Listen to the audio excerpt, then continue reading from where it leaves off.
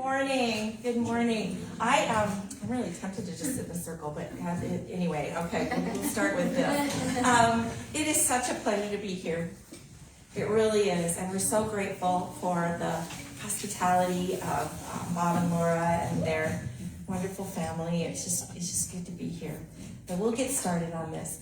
You know, honestly, I have a different title for this, but that is not Pastor's fault. What happened is my oldest daughter, I ended up spending almost a month with her because she recently just had a miscarriage of her third child. Oh. And I was supposed to be writing my talk, and I said, I can't give you a title if I really don't know what to say yet. So, but it'll be kind of on this idea. So it is about the calling and motherhood and everything. But I'll be honest with you, when I started, I totally cheated because Chuck is giving a talk right now to dads called to Arms, the Guts and Glory of Courageous Fatherhood. And so I'm getting ready to write it, and I'm like, okay, here's a book. So thankfully I had it in my bag. No, I stole my son-in-law's. That's what it was. I was at their house, so I took his off the bookshelf. Oh my, this is his. I have to bring it back. So I took his and I read it just to see what did he say. I've sat in a lot of his talks, but I just thought, how did he do this? And maybe I can just copy what he did because I like what he does. And then I was done. I said, "Oh wow, Chuck, you were guts. People think you're this quiet, guy. Good for you.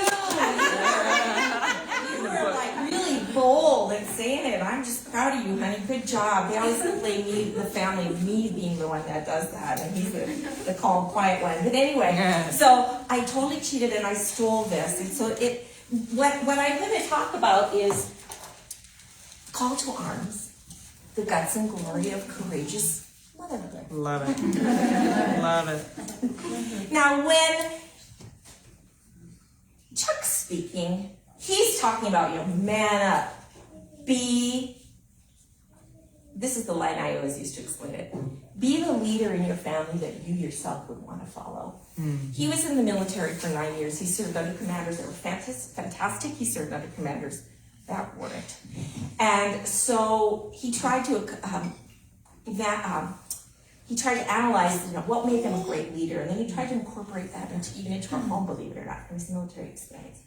And so he's talking about you are the last line of defense between the evil one and your family. You need to man up, and you need to be the leader that God has called you to be.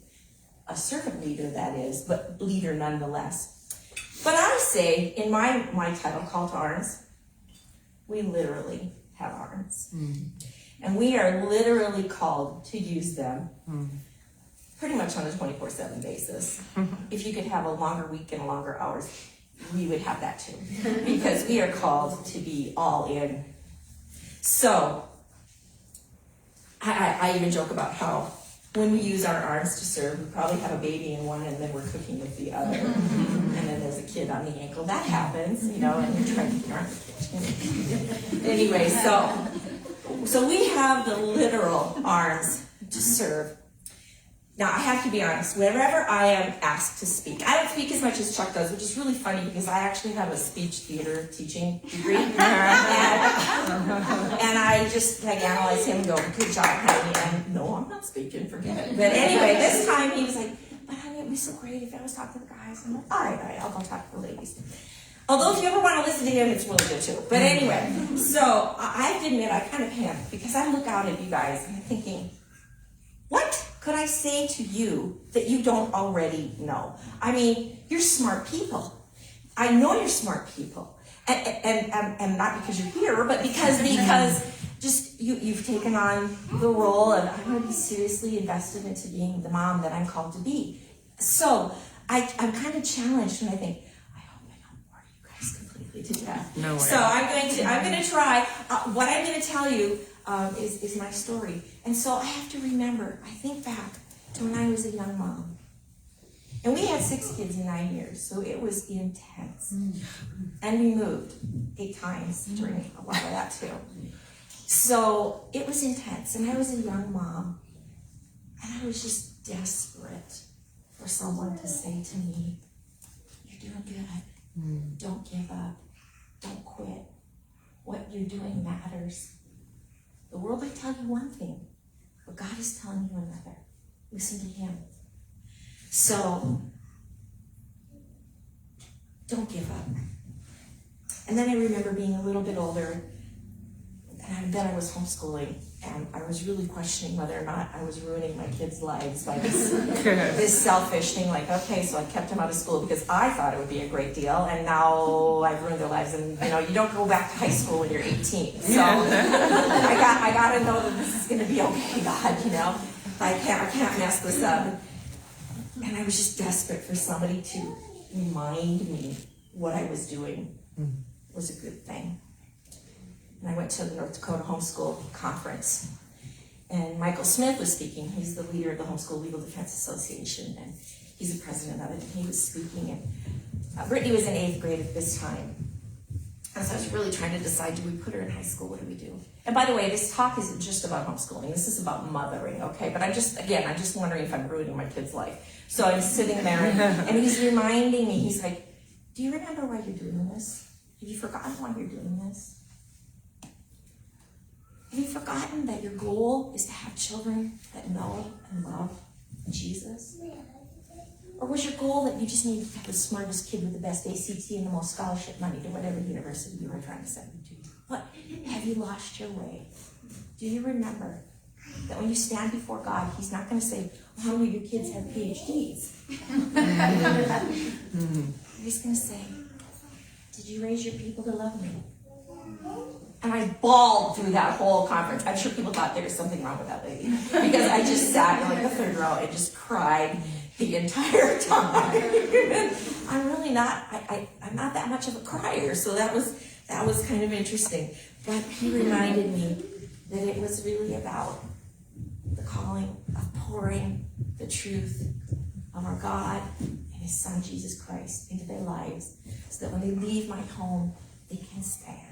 And then I can stand before God and say, I tried. And that's what he just does. So, I guess I hope and pray that during this time you find some nugget of encouragement to remind you that what you probably already know, which is that your arms have been called. So take courage, my friend. I like to start with a little prayer, mostly because I need it. So if you don't mind, can we just go to the Lord here? Holy Father, thank you for blessing our journey and our time and joining together today. I ask for your presence as we ponder together your great purpose for each of us, the call to love and to serve specifically our families. May you be honored by our words and actions. And may your Spirit empower us to continue by faith, in faith, the work that you called us to complete. I pray this in Jesus' name. Amen. I'll just give you a tiny bit of background information. I am Chuck's wife of 38 years. Now this Thanksgiving Day will be our 38th anniversary. Okay. We have 6 adult children. 3 girls and 3 boys. I should say 3 women, 3 men.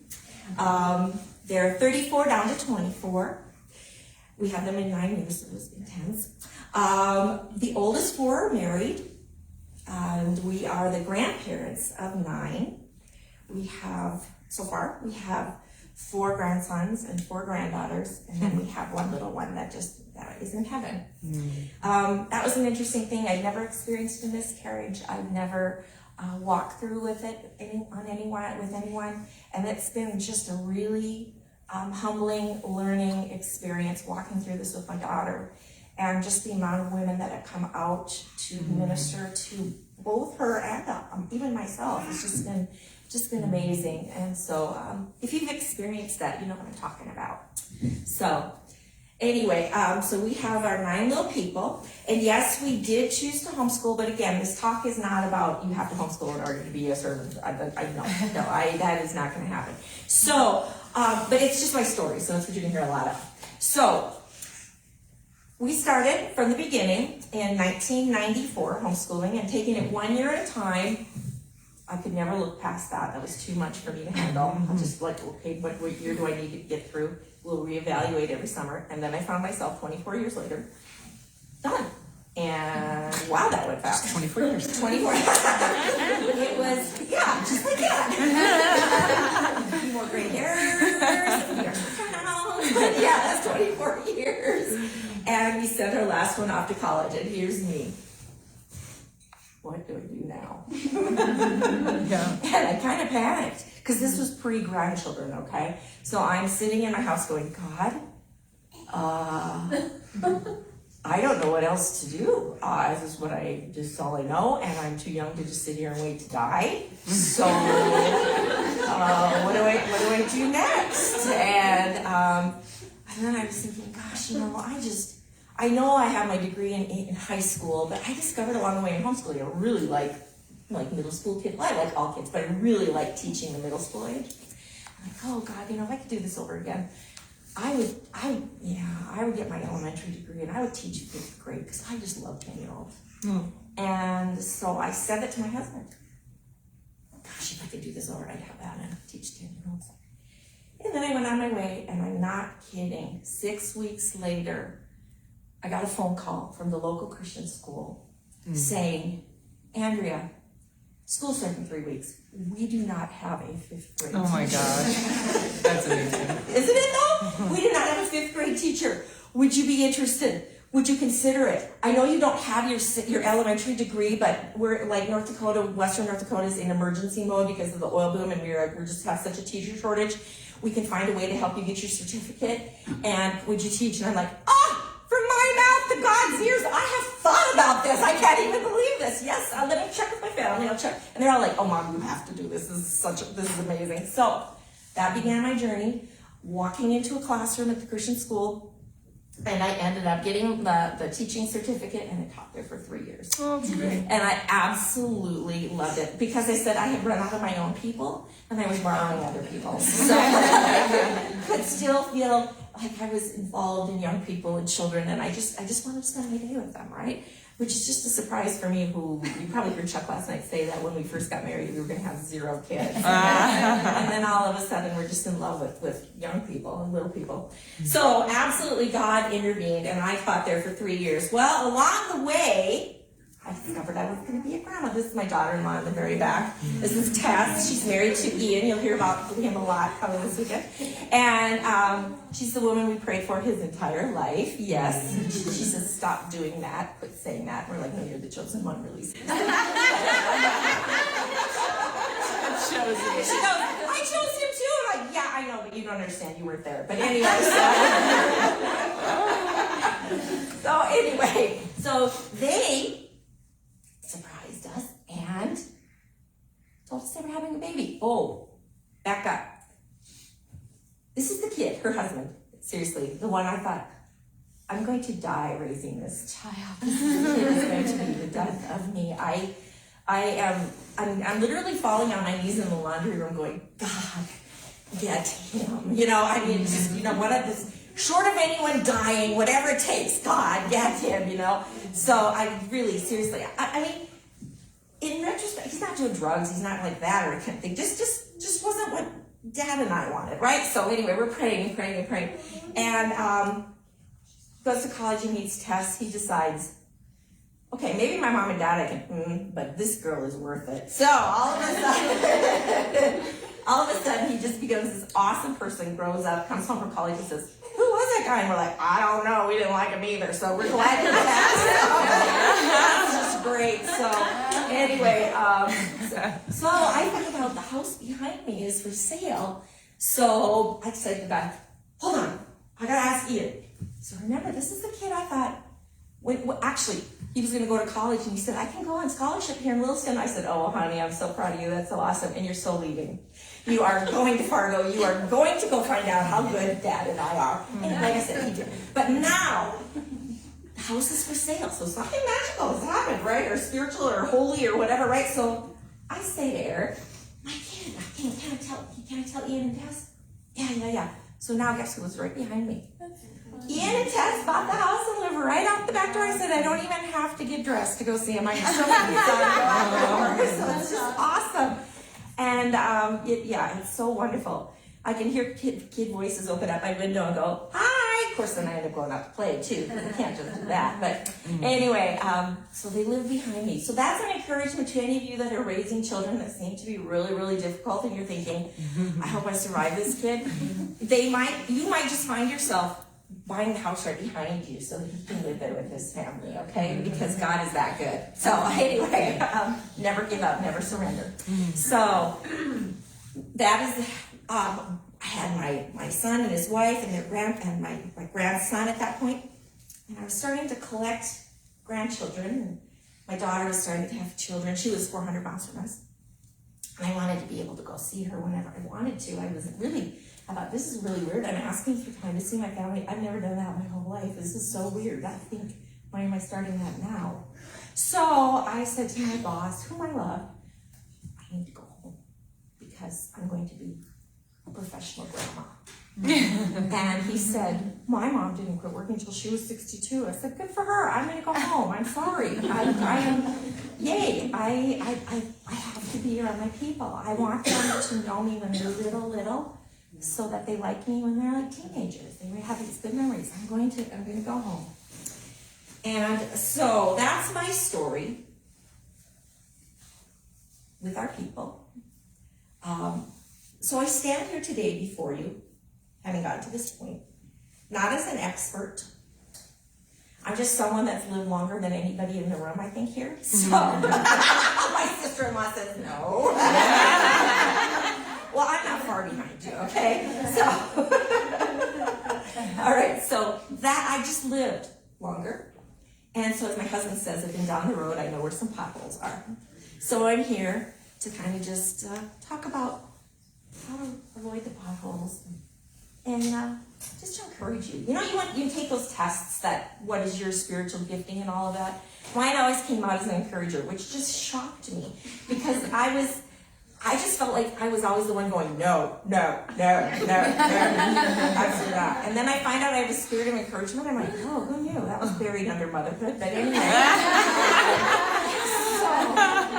But I really like doing this with you guys, so it must be true. So anyway, I'm glad. I'm so glad here then to be here with you to encourage you. And to tell you, Galatians 6:9, do not grow weary in well doing, for in due time you shall reap your reward if you faint not. So never give up. Quote Winston Churchill. Never give up, never surrender. Because it's so worth it. Having adult children now and being able to see them not as their mother, but as their friend, as their confidant, man, it's so worth it. It's so worth it. So I've chosen to focus on 3 areas where our arms naturally serve. Our children, our husbands, and our God. So, start with our children. Remember, we were the ones that weren't going to have any kids. Because they really get in the way. They get their stuff. I had a couple siblings that were just a little bit difficult to raise, and I watched my parents and thought, no, you don't have to do that. So maybe I don't want to do that. But there I found myself. Okay, I'm going to tell a terrible story of myself. I wasn't even in my notes. But this gives you an idea of where I was at the time and the path that God has taken me on. So we found out I was expecting, surprise, baby number 1. And I was 24, my husband was 23, we got married young. I looked at his face and I said, so much for Europe. I thought I was going to get to travel, and now, no, I'm so much for Europe. The irony is half of my kids have been to Europe and I still haven't. But anyway, so that one that I said that about, she's been there, yes. So anyway, so when she was born, I was completely unprepared for this. I wasn't the one who just was like longing to be the mother and wishing for the day that I would be and so happy to stay up all night with a baby or whatever. I was like, holy cow, she doesn't care that I am exhausted. She does does not care that I am hungry. Because like every time I want to eat, so does she. And so I get cold food. And every time I want to sleep, guess who wakes up? And she wanted to nurse every hour and a half. So I said, we just cried together during all of those evening feedings, because what was happening? What was happening? They were born, as I've heard someone say, they're born selfish, but that is how they survive, is by being selfish. They really let you know what they need, and then you have to work that out of them. That's a whole other talk, so I won't go into that now. So, an interesting thing happened. As I held her, as I fed her, as I changed her, as I rocked her, as I used my arms to serve her, I fell in love with her. Mm. And by the time she was 6 weeks old, I really even liked her too, because there's a difference between like and love. So I even really, really liked her. Completely, unselfishly, unconditionally. Does that sound like someone else who's been teaching us how to love completely, unselfishly, unconditionally? It was just a real surprise to me to suddenly feel the Spirit of God coming out and serving my child. And I was realizing when I serve her, I serve him. It was the first time I'd experienced that. Even in the middle of the night, when the house was quiet, I could hold her. I'm really thankful for this experience. Sitting in my living room with the light outside in the middle of the night, and it's quiet, and the snow is just gently falling, and I can see it coming down in the light of the lamp outside. And I'm just overcome by the goodness of God and the beauty of that moment of sitting in the quiet and nursing her with the snow gently falling. I'll never forget that. That's just seared in my brain. But not every night was like that. My husband was an F-16 fighter pilot, which is a honor. But one of the things about that is I always wanted to make sure that while he was flying every day, he didn't, if you make a mistake, it can be like deadly. It's not like, oh, shucks, do over. There's, it might kill him. So knowing that, I was like, I got to make sure he is not tired. So the first 4 kids that we had, I was like, no, you're not getting up in the night. I'm doing everything. And I just made sure he always got a good night's sleep, which pretty much meant that I never got a good night's sleep. So for example, one night I remember one morning he woke up and he's like, oh, that's great. I feel awesome. How are you, Andrea? I have been in every bed except my own.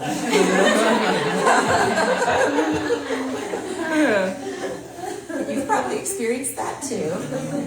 So that's really awesome for you. You better not go to work and die, because I am sacrificing here for you. So, and he was like, sorry. Okay, thank you very much. Another thing about having all these people that we get to serve is the laundry of this new baby. I'm like, how can one person this big make me do laundry every single day now? I used to do it like once a week, and now I'm doing this how can you make that much laundry? And then you add it on times 6, and you're like, how can there be this much dirty clothes? I just can't even, it's amazing. And socks, they're always like this big. But anyway, so it just had to become a part of my day that the first thing you do is you get up and you throw in the laundry, and then you make the breakfast, and you get in this routine of serving all of those people. So it became throw in the laundry, cook the breakfast, do the dishes, clean the house, wipe noses, teach, repeat. Do the laundry, cook, do the dishes, clean the house, wipe the noses, repeat. It just felt like 24 hours, 7 days a week. And the interruptions, like you don't ever get to have your own complete thought, right? I had a girlfriend, thank goodness, she and I could talk to each other on the phone, and we each had 6 kids, so it was kind of like getting constantly interrupted. So we just would remember the last word she said, and then we'd say, like, tuna casserole. And then she could just, and then she could just start off where she was in the story. And then, whatever the last word was, we would try to just remember to help you put back so we could continue that train of thought because we were interrupted. So that's a trick you can try. So at this time, as I'm struggling with people and laundry and stuff, and I'm thinking, God, I went to college to teach Shakespeare, and all I read is Dr. Seuss. I just am like, are you sure? Are you sure this is a good idea? And then I remember Matthew 25, verse 40, which says, whatever you do for the least of these, you do for me. Whatever you do for the least of these, you do for me. And they surely are the least because they can't do anything for themselves. I'm sorry, but we have to teach you absolutely everything. Everything. So, Mike, even don't lick the door. I remember having to teach that. I mean, that's not good for you. So, in serving them, we truly do serve our God. I have to show you a book that my daughter has just discovered, our oldest daughter, Brittany. She's just discovered this book called Risen Motherhood. And she absolutely loves this book. All her cousins are raising, and they're nodding their heads, because she probably told you about it and maybe even bought you a copy. I'm not sure, because she's trying to get this. This is Tessa's copy, by the way. So she is trying, and I know that, and she let me. I didn't take it this time. But anyway, she's trying to get this in the hands of every young mom that she can, because this book is so encouraging to remind you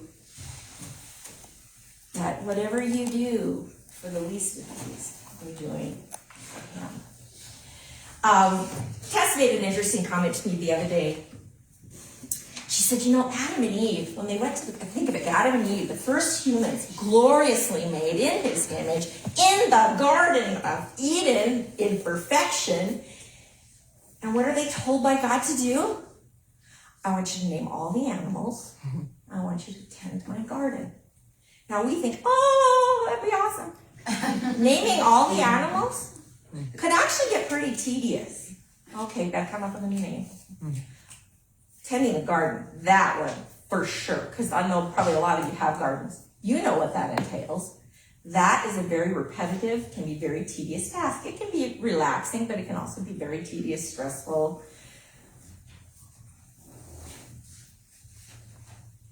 So it wasn't like God let them go there and just do these glorious. He asked them to be diligent in repeating tasks over and over and over again. So I do the laundry because I love him.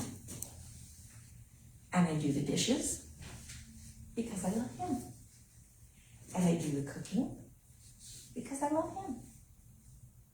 And that gives me my purpose, because serving him is where I get my great purpose. And it can even be in the mundane, repetitive, do it every day kinds of things. And he notices. Proverbs 31:28 says, your children will rise up and call you blessed. And you may be thinking, there's no way that's going to happen. You're never going to get it. I'm going to be the one lady that never hears that, okay? But your children will rise up and call you blessed. It may take a long time. Our oldest has 2 children now, and it was about the time she had her first baby. She said, Mom, how did you do this? The interesting thing is, even our sons who are now adults are saying, Mom, how did you do this? And my answer is always, through the grace of God, because otherwise I absolutely don't know. And he just had me get up every day and put one foot in front of the other and go do the next thing that needed to be done. And that's how it all happened. And that's how we came to this. It wasn't that birds were singing and, beautiful soundtrack was playing in the background. It was, get up. Here we go. And just putting one one foot in front of the other.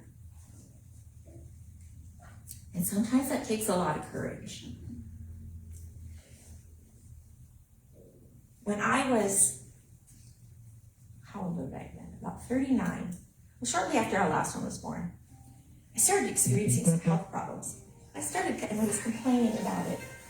You're fine. For about 7 years, I'd go to the doctor and say, I just don't feel right, and I had a lot of pain right here and here, and for 7 years I complained until finally it got so bad that I just went to the ER and I said, I don't know if I can do this or not, but I refuse to go home. So you're gonna have to do something with me. And they discovered that I'd been suffering with gallbladder disease for many years. And so they literally took my gallbladder out the next morning, which was awesome because I didn't have time to get worried about it or anything. I just went to sleep and took it out and it was done. And immediately felt like, yes, that solved that problem. The surgeon even came in and said to me, oh, honey, you should have been telling somebody you didn't feel well. I'm like, in my defense, I tried for 7 years to get somebody to listen to me. So, this isn't bash medicine time. This is really about, for 7 years I was sick every single morning and I had to get out of bed and serve my family. So for those of you that have health issues, some you can see, some you can't see, take courage. Take courage. John 16:33 says, this is the first verse I ever memorized when I became a Christian. These things I have spoken unto you, that in me you might have peace. In the world, you will have tribulation, but be of good cheer. In other words, have courage, for I have overcome the world. He is our courage. Call upon him. Be of good cheer. John 16:33. But basically, one of the ways to have this courage is, of course, you got to say, well, you got to have alone time with him. You got to spend time with him. You got to talk to him. You can't know somebody you don't ever spend time with. So my advice to you is find a time to have quiet time. My kids got up so early, there was no way I was going to have morning quiet time. Because that meant I got to get up at 5 in the morning, and I was not going to do that because my husband didn't go to bed till midnight, which meant I stayed up with him. No, that wasn't going to happen. If that works for you, good for you. But you do need to find a time that you can recharge yourself. And, I'm telling you something y'all already know, and probably already do. But I'm just going to repeat it again. To get the encouragement, the courage from the author of it, you have to spend time with him. And that actually has two benefits, because personally, you're going to get your battery recharged. But this is something I didn't even think about when I was raising my kids. But I joked about in our homeschool. I taught from a recliner, so I said I had the best desk in town. And it was also positioned in the house that I could see at the front door, the back door, the stairs, so I could know. It was like my Captain Kirk spot of the house, I could know where everybody was going just from my chair. But that was like my spot, my safe spot too. And so I had my Bible and everything right there. So I would sit and I would pull my Bible out. And I'm a journaler. I kind of have to write down my prayer requests and my concerns, because if I don't write them down, then I just finish my prayer, turn around, pick them right back up, and carry them with me anyway. But I found that if I write it down, I could be like, okay, I really did leave this at the foot of the cross, because I put it there. And now I can go on with my day. So that's just a tidbit. I don't know if you're like that, but it works for me. So anyway, so I'm sitting there praying and doing my quiet time, and my kids can be like, Mom, oh. And so they knew that if my Bible was open on my lap and I'm sitting there, that I was off limits for that time. Unless somebody's bleeding or dying or something, then you can interrupt me. But guess who got to watch me have my quiet time without saying, hello, children, I'm going to pattern having time with the Lord. So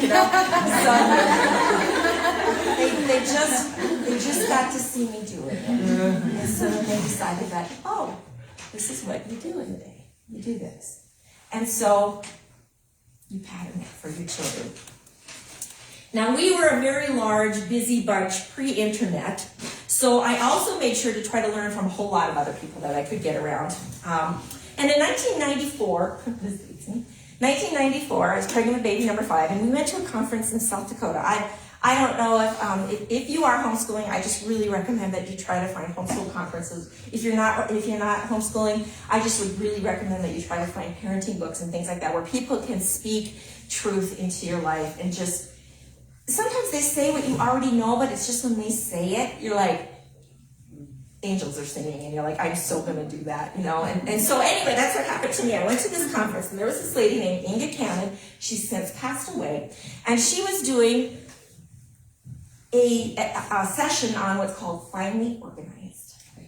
Now, this is like minimalism was not a thing, right? Okay, so and it was just what I needed with 6 kids and a busy life. And serving was explained to me in really practical terms and changed my life. In fact, she had these 14 tips. I still have the book that I took all my notes in from her. So, 14 tips. Whoa! Okay, it was the glasses because they're actually bifocals. But anyway, sometimes my students, I'd be teaching and I'd be like that. I'd be like, glasses. Yes, it's not. So, because it looks bad when you're stumbling around it. But anyway, that was a total segue back to Inga. So anyway, she gave us these 14 tips on how to manage and organize your home. She said, but here's the deal. I will teach them to you, but you take one at a time and you pattern that into you make it a part of your routine. Because if you try to do all 14 at once, you will be overwhelmed, you will quit, and nothing will go forward. So I was like, all right, I've been listening to you, I will do that. So I chose of the 14 tips, which one I thought was most important. Now, the reason if you will permit me, I'm going to share a few of those really practical tips, because one of the issues that we can really struggle with as a mom and as a wife in serving others is that burnout. You know, you just run out of gas. And so there's tips that they can give you, and these saved my life, and I've probably got kids' lives too. So burnout can be a real issue in service. So if you don't mind, I have a few of them I'd like to share. By the way, I didn't write these in note form, but if you are interested, my husband said, if you want to email me at Andrea@perfect-praise.com, I will happily email my notes to you, and you can get these tips, which are Inga's tips, and I always have to give her credit for them. But this one, because I'm not one that grew up loving to cook. I was the one that loved to clean. So my sister would cook, and I would clean, and we were all happy. But now I have this family, and my husband said, God has created it so that 3 times a day y'all sit in a circle because your bellies are hungry. And it's great for family conversation because now you're looking at each other, right? But that did mean that I had to come up with something that 3 times a day they're looking at me like, hungry? What are we having? You know, that kind of thing. And so for someone who didn't like to cook, that was a real challenge. But Inga said she encouraged us to have what we call the 10 o'clock rule. By 10 o'clock every single morning, you know what you're having for supper that night. Because I don't know about you guys, but as I got closer and closer to 5 o'clock, I would just be stressing because what am I going to feed?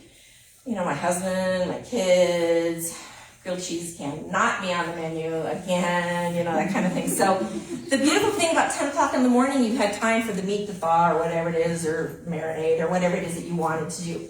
So I would actually make a weekly menu list so that, and I didn't necessarily do them on that day. I just knew, okay, I've been to the grocery store. I have everything I need for those particular meals. And so I know I can make that. So 10 o'clock in the morning, I knew, oh, that really is so much stress. I also knew I had a list of lunch things that we could eat. Oh, that took such a stress off of me as well. And she also had us create a grocery list, which you sit down and plan your menu and your grocery list at the same time. It was just like, how come I didn't know this? But it absolutely took so much stress out of my life. So I want to pass that on. Also, she talked to us about laundry, creating a laundry center that works for you. Remember I talked about laundry before? It's just like never ending. Well, here's the thing, guys. My laundry room was in the basement. My husband's like, you should teach the kids to go through laundry. I'm like, no, they never follow me into that room. Let me have this one. So I didn't teach my children to do laundry until they went to college because I liked going to my laundry room and having my own thoughts because nobody would follow me there because it was in the basement and it's not a pretty laundry room. So yeah, nobody goes there. So, but I do have to say that if it's an issue for you, include your kids, and make it kid-friendly. She even recommended, have drawers that are easy access for kids. Have a place where they pick up their stuff and they put it away. Oh, if only. But I could pass it on to you and say, it was a really good idea. I just never did it because I like my laundry room. But but this one I did like. Cleaning. Tips on cleaning. Because like if you have kids at home, toys, you have like so many toys. And my daughter-in-law is really good at this. She rotates the toys. A place for everything and everything in its place. Teaching your child that it takes just a couple extra seconds to put something where it really belongs instead of like just, drop and go, that kind of thing. And it's interesting, like when she when she rotates the toys, the little kids will even say to me, "We got new toys today!" And I know they don't mean like new toys, but it's new to them because they probably haven't seen it for 3 months because I think you got 4 bins that you rotate through. And so, yeah, they have plenty of baskets full, but she rotates them through and they are happy because it's new to them. Because this is the challenge I think we all face. If there's too much clutter, it probably means there's too much stuff. Oh, if I have a secret, what's the word I'm looking for? Obsession. It's with watching the TV show Hoarders. You guys ever watched that? I don't know. I should even admit that, but because it's just so motivating, Their homes are so bad, like as in, they're gonna lose the city stepping in or whatever, and it's so motivating because you're like, well, I'm not that bad, and then you also think like, I could probably get rid of some more stuff, then won't ever be that bad. So yeah, okay, so I just admitted it. That's just awesome. So yeah, Hoarders. Anyway, So this is a great life skill to teach your kids to put something away as soon as you're done with it. And now this is something else that somebody taught me. I'm not, again, none of this is my own, like, okay, I came up with this. I'm just passing on what they taught. Telling your children is not training your children. They're very distinctly different things. I started out parenting by telling, put this away, do this, do that. How many times do I have to say this? Apparently a lot, because it's not happening. That's because I was stuck in telling. There's really 4 steps if you want success. And that is, yes, you do tell, this is what I expect of you. But then you show them how to do it. Then you put back whatever it was you were trying to teach them. And you say, now you do it. And if necessary, repeat. Until it becomes a skill that they're able to do. So yes, tell is a part of it, but that's not where you end. You tell, you show, they do, repeat as necessary. That is different than just telling. Telling is not training. They really don't know. They really, it's not that they're even being naughty. They just really don't necessarily know what your expectation is. So you gotta show them. So, this was another nugget. Okay, like this is probably the most important thing I'm gonna say here, in my opinion. You inspect what you expect, all right? So if you've told them to do something and you've showed them and now they do it, you go and look and see if they did it right. Because you can't get mad at them if they didn't do it because you didn't bother to check on it. So inspect what you expect. Teachers do it all the time in the classroom. It's called, give me your papers. I want to see how did you do what I asked you to do. This is just in your home. All right. I also, I'm going to skip the other 2 because I'm running out of time. And if you want to know about them, just email me. All right. And it was about basically handling your dishes in your household and managing people and paper in your home. And so there's lots of ideas there. But obviously, you get a lot of opportunity to serve. Your arms have been called absolutely to serve 24/7. And so I hope that I've given you a few practical tips there. But I do hope that you also remember to enjoy the journey along the way as well. It's not just work. So be sure to have fun. We always had Friday Family Fun Night, which was, we started this when they were quite young. And I loved it because it meant that Friday was always pizza. I did not have to cook on Fridays. It was like, day off, yay. And then it was usually like pizza and a movie, or pizza and a game, or pizza and bowling, or pizza and swimming, or whatever it was. And then we got to say, as the older kids, do you get to pick what we do for fun. Okay, it's your turn to pick what we do for fun. And we got to rotate through the kids, and we all did what they thought would be a fun activity that day. So they all got to feel like they were part of this. And we also said, and this Friday Family Fun Night really is just us. We love that you have friends, but they can't be a part of that. That is just for our family that night. And as they got older, maybe they had an activity on a Friday night. So we said, okay, it's Saturday Family Fun Night. But we will have a family fun night this week because that creates such unity. And I'm telling you, there's nothing sweeter than when your 16-year-old girl plops on the couch and goes, on a Friday, what are we doing for fun tonight? And I'm like, oh God, my life is so good. Because I'm not having to wonder, where's she going? What's she doing? What's going to happen? She's asking me what we're doing for fun tonight. So I thought it was awesome to implement that early, so they just thought that's the way the world was. Okay.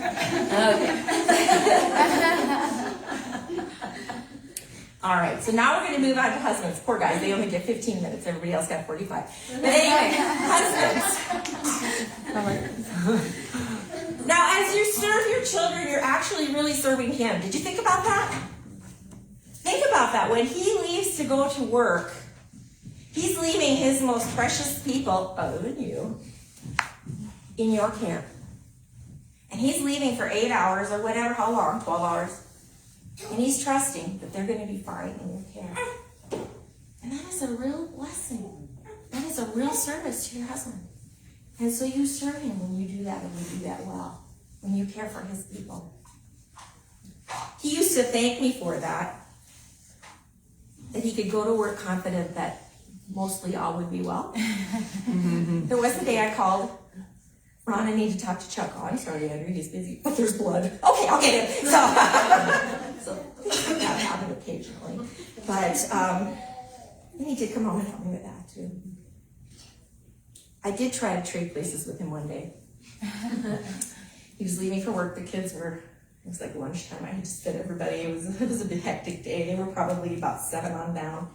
And I stood at the door, and he was leaving, and I said, I know that I'm not an engineer, but I'm willing to learn. Can we please? Do you think they'd let me? He just told me it would all be all right. I did try. I tried. So, although this caring for our children can be literally completely consuming 24/7, it really can't stop there. There really needs to be some space to serve your husband. And it's often a lot harder because like they're grown-ups and you're thinking, you can't do this, you can't take care of this. I'm tired, and it'd be really great if you'd be the grown-up, right? So I have to learn to get over that attitude. So I'm going to share a few resources that I learned from that really helped me in this area, and I'm not kidding, because I'm a firstborn. I'm a type A. I'm a go-getter kind of person, and so it was. And I grew up in a home. My parents. I'm the oldest. Like I said, my parents were like, "Girl." Like at 5, I was getting myself to school alone. You know, my parents were like, "You can do this," and I did, because that's the way I was raised. So that's how my mindset coming into this marriage, right? And so I got married this youngest of 7. He's so easygoing, and all of us, and we're like, cool, this is easy. I can just step right in. This works great, And then, I found out he didn't really like it that way. So anyway, I had a lot to learn. I should tell another terrible story on myself. So we were engaged, and he said, Andrea, marriage is not 50-50. I said, fine, I'll be 51, you can be 49. So he didn't think that was funny. And I don't think it's funny now, but I don't know if I thought it was funny then either. But I mean, that's telling you the background that I've come from. So I've had a lot to learn. Okay, so it can happen. People are teachable. All right. So anyway, one of the first resources I came across was a book called The 5 Love Languages. Have any of you heard of that? Okay, it's The 5 Love Languages by Gary Chapman. The 5 love languages are physical touch, acts of service, quality time, words of affirmation, and gifts. How we respond to one of those 5, and that feels, as they call it, the love tank. That's how we feel loved, is by one of those 5 ways. And it's fun to figure out which way you are. But here's the deal. Most likely you and your husband are not the same love language. And I was under the mistaken impression that mine, I think every mom at some point is acts of service, because that's how we survive, right? So if you love me, you'll vacuum, that kind of thing. So I thought, if I'm doing all this service to him, like acts of service, surely he's feeling loved. And so it would kind of bother me when he didn't feel loved. I didn't understand that. How can that be? So because he'd say, well, those other 5, they're really nice and everything, but you really need to make me feel loved in the way that I feel loved. Of course, early on, I was like, but your way is dumb. Or your way is, my way is better. Can't you see it? Your way doesn't make any sense. And then I had to learn that it was wrong of me to attach a value to the way that someone feels loved. I wouldn't want someone to do that to me, so I really had to rethink how I responded to that. And here's the thing, it didn't even have to make sense to me. I could go, this doesn't make sense. And then I had to be okay with that. I just had to accept it. That's the way it is anyway. I will do how he feels loved, because that's the way it is. And of course I wanted to feel loved. I do love him. He is kind. He is the nicest person I've ever met in my life. Why wouldn't I want to be kind and make him feel loved in return? He does it for me. So I learned to accept that's the way it was. And I had to learn to ask him, okay, I had to have the courage to say, all right, so if I'm doing these other things, and you don't mind them, they're nice, how can I make you feel loved? What is it specifically that you want me to do? Because I really do want to do that. I honestly just don't know, because that's not how I feel loved. So teach me. And so we have to be brave enough to say to our husbands, what can I do to make you feel loved? And then actually do it. I also discovered another book. I don't have it with me, but the book is His Needs, Her Needs. And it's by Willard Harley. This was a very interesting book to do together. And we read it together. It was so eye-opening, because there's 5 general needs that they specify in talking to large groups of women and large groups of men. 5 rise to the top for women, 5 rise to the top for men. And guess what? They're not the same either. So eye-opening. So eye-opening to me. And if we could attach a value system again to, like, well, these make sense, but these don't. But no, we can't do that, because, like I jokingly said to Chuck, it's like God took 2 different species and has said, hey, you're going to be best friends and figure out how to live together. And of course my husband said, they're not different species. I'm like, I know they're not different species, but it's almost like we are. So, okay? He's so is Dr. Spock, or Mr. Spock, Mr. Spock. So anyway, again, I would highly recommend that book, His Needs, Her Needs. Because when I was going through this with him, it was just so eye-opening, and I could see him as a friend, as opposed to someone who was just kind of making my life a little bit harder. Because if he's not doing it my way, it just seems a little harder. But I get to see, like, oh, all right, this is the way it is for you. I can accept that. Someone's explained that to me now. I can do that. And my heart softened to him, and I wanted to make him happy.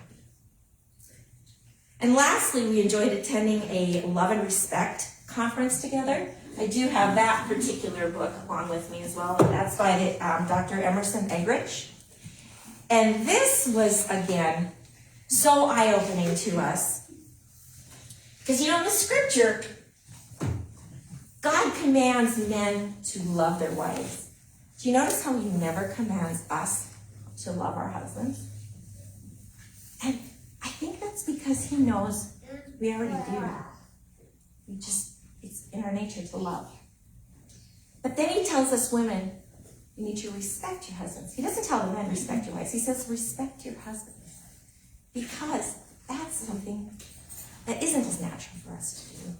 And so we're told, they're told, this is what you need to do.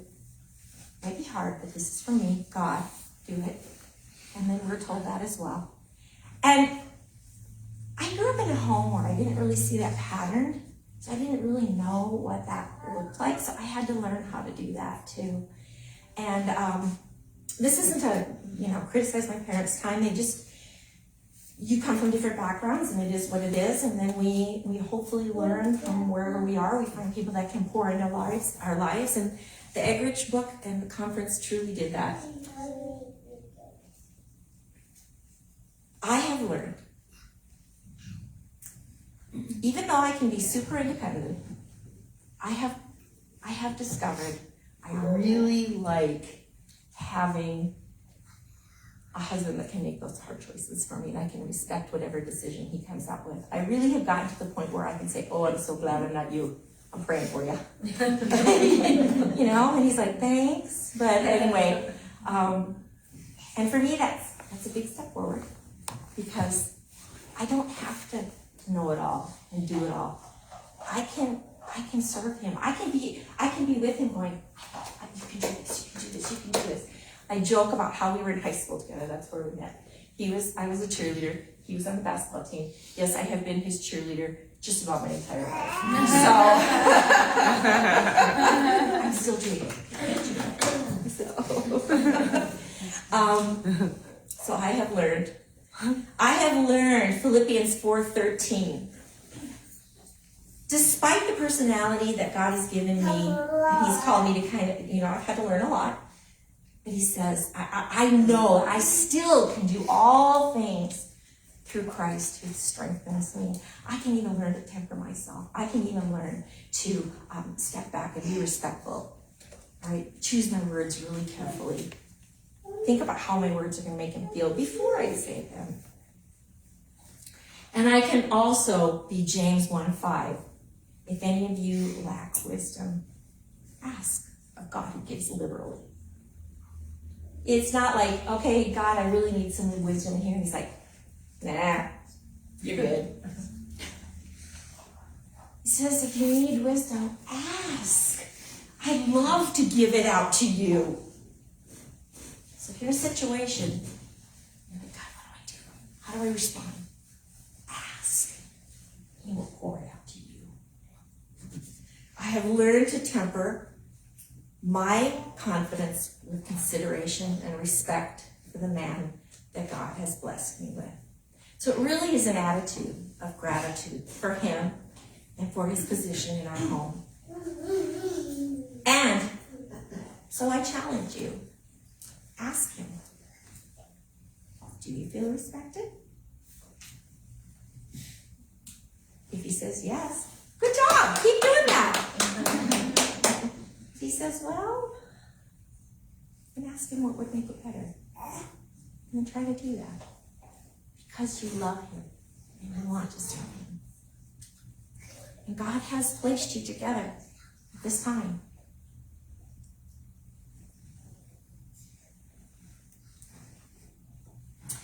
Lastly, and it should only take a couple minutes, because honestly what I've been talking about this whole time in serving your family and serving your husband, you really are, remember, you're serving your God. The service to God is a really seasonal thing.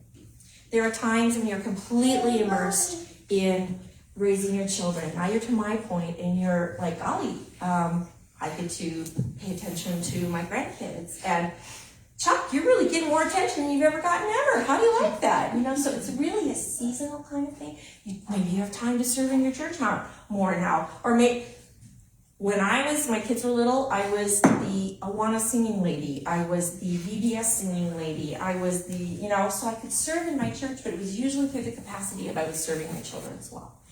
So service, it does not look the same. It changes throughout your life, and yet it's all counts. It's all important, depending on where you are. Thankfully, everybody's not in the same spot at the same time, so everything gets covered. So, we do those things because we love him who first loved us. That's 1 John 4:19.